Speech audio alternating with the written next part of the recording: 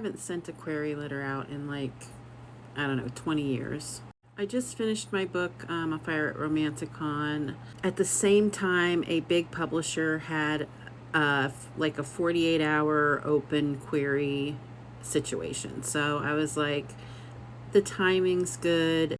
And I spent, the entire day, as many people do, as many writers do, trying to formulate the perfect query and the perfect one-liner and the perfect description of everything. And it was rejected. I just got notice. So it's been 5 weeks, and I just got my no. And I have to tell you, I do not miss the feeling of getting a rejection letter.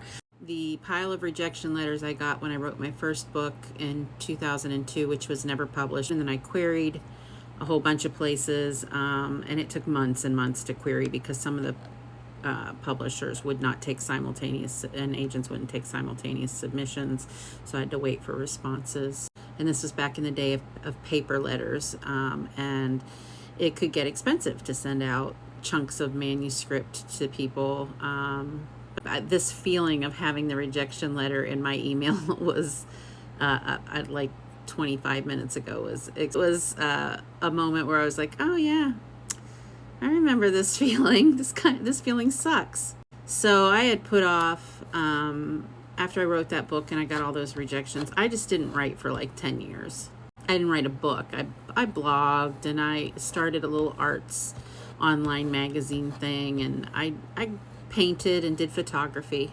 I wrote a play, but I stayed away from trying to write novels because it just was too discouraging. And back then, you couldn't really self-publish the way as easy it is to self-publish now. So anywho, if you're interested, I'm going to go ahead and self-publish it. It's being edited right now. The pre-order is up on my website. I will be, uploading it to Amazon and Ingram Spark and all those other places as soon as it's done being edited. So if you don't want to buy through my pre-order through my website, you'll be able to buy later on those sources. Boy, I sound awful mopey for somebody trying to sell a romance book. Here, I'll read the blurb. Sometimes midlife comes at you fast, and you can either wallow in your own self-pity or do something besides sitting around in your panties drinking whiskey, eating ice cream, and sobbing. Peach Kincaid saw years of marriage dissolve in a single moment, along with her already waning dreams of being a romance author. That is, until her bestie Marnie talks her into taking a small stack of her debut novel, Grayson Edging, Shades of Passion Series, Book 1, to the Romanticon she'd signed up for on a lark.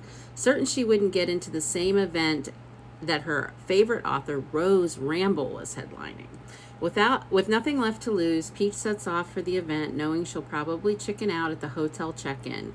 At the evening party after the signing, Peach is feeling utterly un-Instagrammable and un-TikTokable until her usual clumsiness pays off for the first time in her life when, after a minor catastrophe, one of the male cover models at Romanticon steps in and saves the day. Still married and feeling like a fish out of water, Peach must now navigate an uncertain future in both the career she desperately wants and the hunky model who fans the embers of her passion into flames. If that sounds interesting to you, or something that you might find as a fun beach summer read, like I said, you can pre-order it. I will return to my usual sunny self very soon. The one thing I also learned, especially in the past 20 years, is that I do bounce back from these things no matter how crappy they feel, because all it takes is just for a few people to be enthusiastic or to hang on. I'll just leave it at that. I bounce back. I am a perpetually sunny person for the most part, and it's other than when I'm raging about feminism.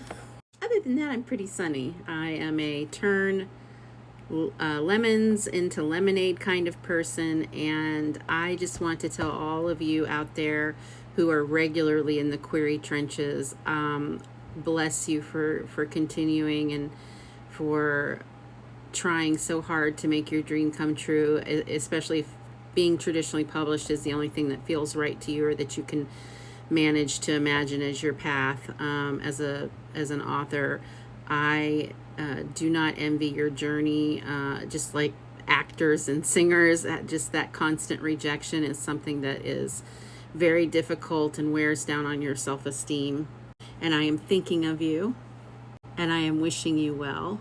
And yeah, I'll see you in the next post. For those of you following my puppet saga, the Frowdy the puppet's almost done. I will post more of him this week.